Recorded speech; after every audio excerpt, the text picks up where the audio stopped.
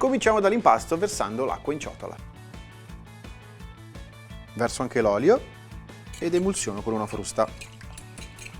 Unisco anche il sale e lo faccio sciogliere. Ed ora, poco alla volta, unisco la farina. Continuo a impastare a mano. Trasferisco l'impasto sulla spianatoia. È un impasto molto semplice, tempo 5 minuti e otterremo una palla bella liscia. La avvolgo con pellicola e la lascio riposare 30 minuti in frigorifero.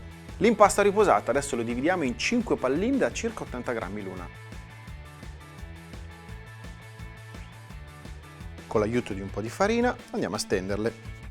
Cerco di ottenere un diametro di almeno 18 cm. L'importante è che sia spessa così. Con questo impasto base si possono preparare dei burrito, delle fajitas o le golosissime enchiladas. Possiamo cuocere le nostre tortilla. Ho già scaldato per bene una padella antiaderente, se avete una in ghisa a casa andrà benissimo. Non servirà ungere la padella e adesso attendiamo che si colori da una parte. 1 minuto e mezzo da un lato e 1 minuto e mezzo dall'altro. Cerchiamo di ottenere una cottura uniforme e poi la togliamo dalla padella.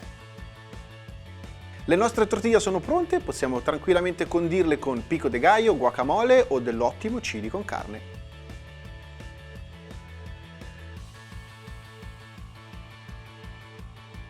E comunque sono buoni anche semplici così. Muy buone. Hasta luego.